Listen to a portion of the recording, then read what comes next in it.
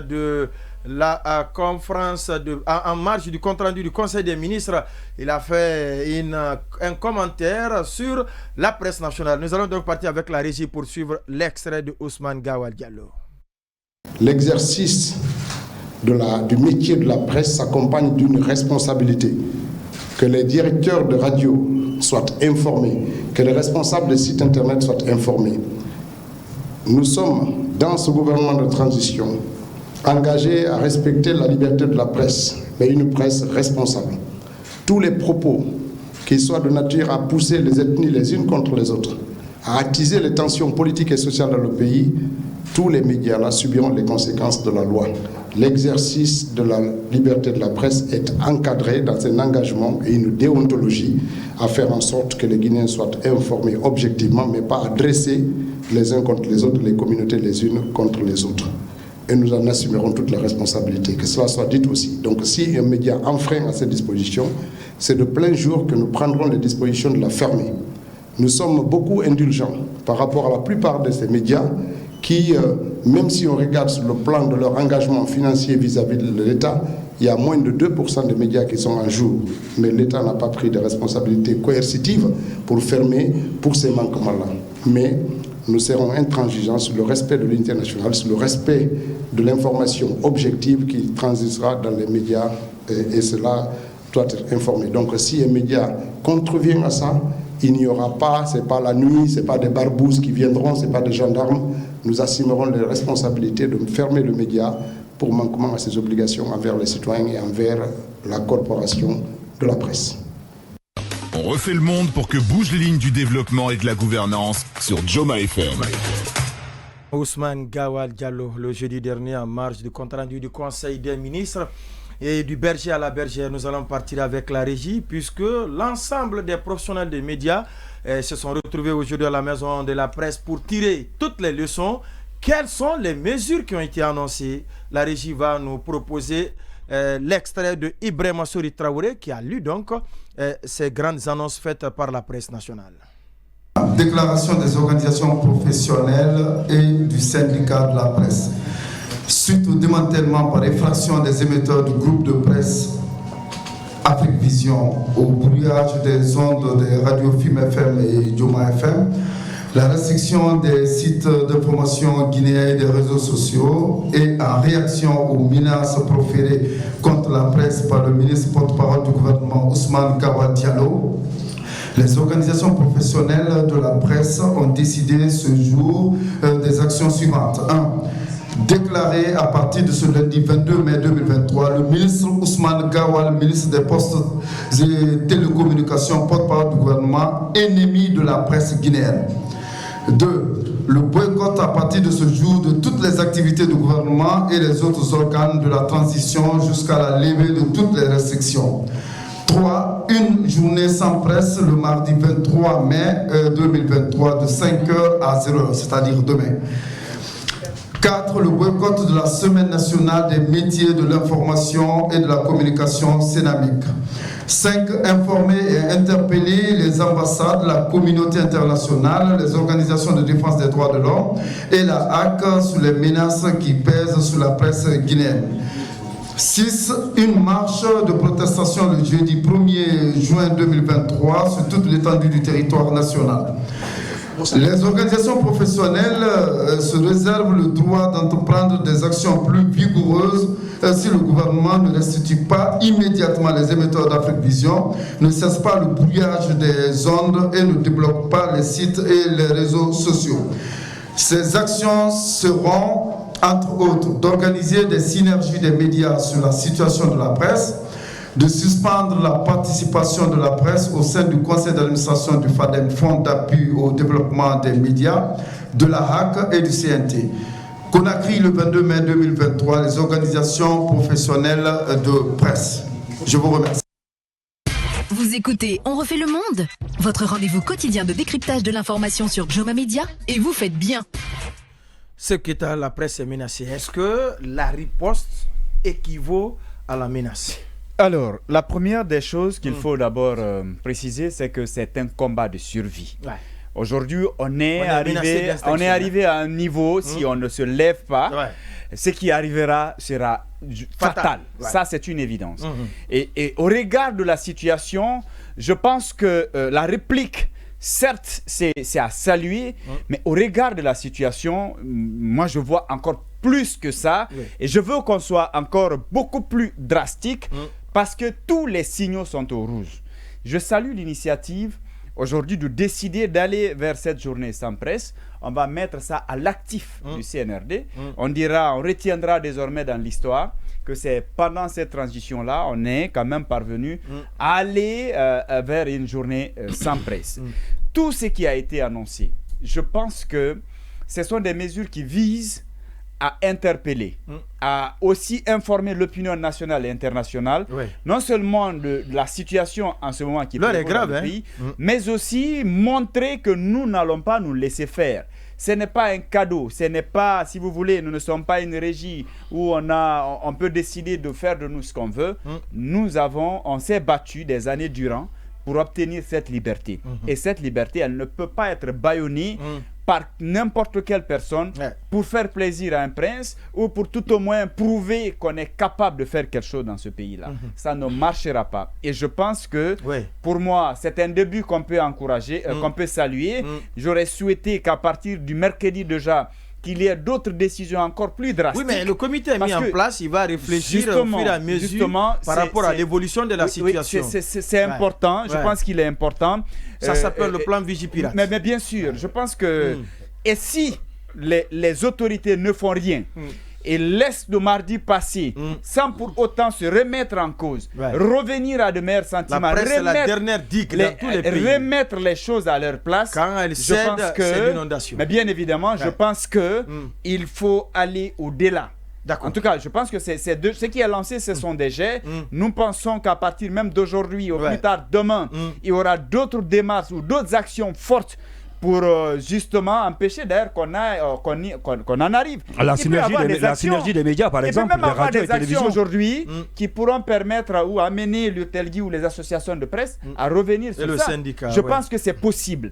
Mais en attendant, nous allons observer et puis à partir du mardi, si rien n'est fait, je crois qu'il faut prendre d'autres mesures. Boubacar Sansobari, qualifier un commis de l'État d'ennemi de la presse, vous avez souvenance vous qui aimez souvent fouiller l'histoire, est-ce que cela s'est une fois produit dans notre pays et c'est qui concrètement? Oui, quand j'ai vu la déclaration, je suis allé tout de suite fouiller. Je pense que la dernière fois que cela est arrivé, le dernier candidat, oui, c'est en février 2005. Et 2005, Moussa Sampil. C'était à l'époque, oui, ministre de la Sécurité à l'époque, ministre de l'Intérieur de la Sécurité, qui avait fait emprisonner Ben Pepito, ex-rédacteur en chef de la Lance. Et il avait été déclaré ennemi des journalistes. Et tous les hebdomadaires à l'époque avaient mis sa photo avec l'inscription ennemi des journalistes. Et je pense que c'est un statut que personne n'aurait aimé souhaiter. C'est une étiquette. Voilà, que personne n'aurait souhaité endosser. Personne n'aurait souhaité endosser ça. Aujourd'hui, par ses actions, Ousmane Gawal Diallo l'endosse et on ne peut pas dire que c'est immérité. Alors, pour ce qui est de la déclaration, pour ce qui est des actions qui sont envisagées, moi, la première chose que je salue, c'est la dynamique unitaire. C'est-à-dire, pour moi, parce que le succès de cette bataille ne réside que dans cette unité. Et on va dire que c'était une unité qui n'est pas toujours évidente à garantir, dans la mesure où les médias, c'est aussi une ligne éditoriale. Or, nous n'avons pas toujours les mêmes lignes éditoriales vis-à-vis des autorités. Donc, il y en a peut-être qui auraient pu ne pas se sentir concernés par les déclarations, par les menaces qui ont été proférées, mais tout le monde a surmonté ces questions spécifiques pour voir au-delà de ça le principe universel de la liberté de la presse, du droit à l'information. Et ça, honnêtement, c'est quelque chose que je salue. Oui, mais pour illustrer ce que vous dites, quand au lendemain du 5 septembre, Dioma a enregistré des descentes musclées de la part des hommes habillés, et des hommes en uniforme, quasiment c'est toute la presse qui s'était mobilisée pour venir au chevet de Dioma. Ça, Dioma ne va jamais l'oublier. Et aussi longtemps qu'on gardera ça à l'esprit, cette unité, je pense que nous réussirons à surmonter l'essentiel des défis auxquels nous pourrons seront confrontés. Et une autre illustration, pourquoi aujourd'hui on dit l'armée, sinon c'est pas toute l'armée qui a fait le coup d'État, mais on dit que les forces, le CNRD, c'est l'ensemble des forces de défense et de sécurité sur toute l'étendue du territoire national. La synergie d'action a fait que aujourd'hui c'est l'armée qui est au pouvoir. Et on va en parler tout à l'heure. Je pense aussi que la chance pour que nos confrères de la RTG l'emportent réside aussi dans le fait que tout le monde est derrière le syndicat. Voilà, le syndicat. Donc ça c'est un truc à saluer. Maintenant, je pense que les actions qui ont été entreprises devraient pouvoir payer. Parce que j'ose croire que ceux qui nous gouvernent ne vont pas simplement se dire que ces actions ne valent rien.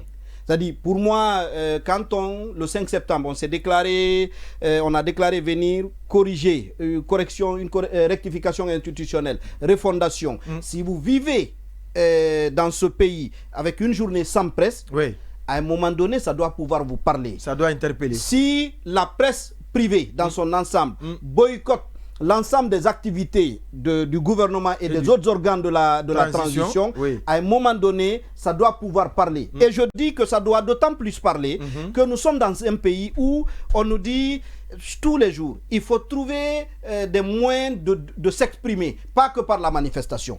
On en a là des illustrations. Une journée sans presse, c'est un moyen de protestation.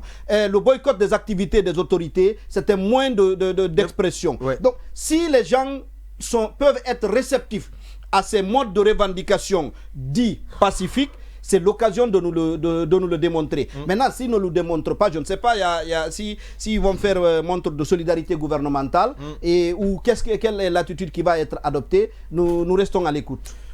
Oui, Habib Marwan Kamara, vous étiez d'ailleurs du côté de la maison de la presse où tout a été cuisiné devant vous. Oui, justement, parce que, comme l'a rappelé Sekou, c'est une question de survie. Bien parce entendu. Que ce que la presse a reçu, c'est ce que moi j'appelle coup brutal. Heureusement que la réplique a été fatale. Donc, si d'un côté, on nous a administré un coup brutal, nous, de notre côté, on a fait la réplique fatale. Maintenant, vous savez, ce que représente aujourd'hui la presse, c'est à l'image de l'anatomie humaine, du corps humain, de l'être, surtout quand je vais parler de l'anatomie interne. Ceux qui sont pour les veines, ceux qui sont les veines pour le corps humain, c'est ce que représente la presse pour la démocratie. S'il est possible qu'il y ait une circulation sanguine sans qu'il n'y ait des veines, alors il est possible de vivre en démocratie sans la presse. Donc les deux sont intimement liés et sont indissociables. Donc la démocratie vit, respire et elle se mesure en fonction de la vivacité et de la vitalité de sa presse. Donc le corps humain aussi, lorsqu'il y a une fluidité dans la circulation sanguine, on comprend que le corps humain se porte bien. Mais on a reçu aujourd'hui une attaque. Mais heureusement, il y a des globules qui sont là. Donc, les globules blancs, les mécanismes de défense qui sont venus pour neutraliser les parasites. Mais seulement que dans cette attaque corporelle que je pourrais justifier biologiquement parlant, c'est du fait qu'on ait un seul parasite, qu'on ait détecté un seul parasite. Et attends. Alors qu'on pouvait voir plusieurs parasites. Beaucoup d'autres. Voilà, c'est beaucoup de microbes aujourd'hui qui sont en train d'obstruer certainement la circulation sanguine de notre côté. Donc, on veut faire arrêter la respiration à la démocratie en asphyxiant la presse. Mais je pense qu'avec les actions qui sont aujourd'hui déployées, je pense qu'il faut saluer. Mais surtout, il faut revoir un peu le contexte parce que je pense que c'est mon point de vue. Allez-y. Voilà, oui. je c'est vous qui avez la parole. Oui. Le gouvernement aujourd'hui est disqualifié. Moi, je ne vois pas Ousmane Gawal. Ousmane Gawal, certainement, il a, comme je l'ai rappelé, il a dit si toutefois. Mais avant d'arriver à la conclusion, il faudrait qu'on stoppe le gouvernement. Mais je pense que là, à ce niveau, vouloir ramener tout le problème sur un seul individu, on risque de perdre le combat. Parce que là, je vous dis, c'est plusieurs parasites associés. Et aujourd'hui, sur la tête de ces parasites, on ne voit qu'une seule tête. Donc, on ne voit que Ousmane. On veut certainement, ça va faire du plaisir aux gens quand on dit que Ousmane est cassé, Ousmane n'est plus porte-parole du gouvernement, parce que dans l'histoire la plus récente, comme l'a rappelé tout à l'heure Sanso, c'est le cas Ousmane Sampil qui était au ministère de Moussa Sampil. Ouais. Quand Sampil, il a été déclaré ennemi de la presse, des temps après, il est parti du gouvernement. Il y a eu le communiqué d'abord qu'il a désavoué, un communiqué du gouvernement, et ensuite, il a été sorti du gouvernement. Et on apprend que ce soir, un communiqué du gouvernement pourrait tomber. Donc, est-ce qu'il faut s'attendre au limogeage de Ousmane? Je dirais, si tel cas arrive, c'est qu'on donne maintenant, tous les autres ministres seront dans la prudence. Parce qu'ils ne vont pas accepter de se sacrifier. Parce qu'il faut voir par ce tact un ministre qui a accepté, se corriger. Non, il faut voir par ce tact un ministre qui a été sacrifié. Si toutefois, aujourd'hui, on dégomme Ousmane, on l'enlève à son poste, je pense que le colonel, il se serait certainement foutu le doigt dans l'œil pour deux raisons. Premièrement, c'est mon point de vue. Je sais que... Non, c'est mon point de vue. Oui, allez-y, premièrement, pas interrompu, parce que déjà, très rapidement, c'est la position commune du gouvernement. S'il faut renvoyer, il faut renvoyer tout le gouvernement. C'est pourquoi d'ailleurs j'ai dit qu'il fallait déclarer tout le gouvernement ennemi de la presse. Parce que Ousmane n'a pas parlé à son nom. Ce qu'il a dit, ce n'est pas sa position personnelle. Son propos n'était pas non plus dans le conseil du gouvernement. Exactement, j'allais le relever. Il a dit où? Il n'y a pas que ça. Ousmane l'a dit où? Non, attendez, le relever. Il n'y a pas que ça. Ousmane l'a dit où? Je suis à Dioma, c'est pas parce que tous mes entretiens ici,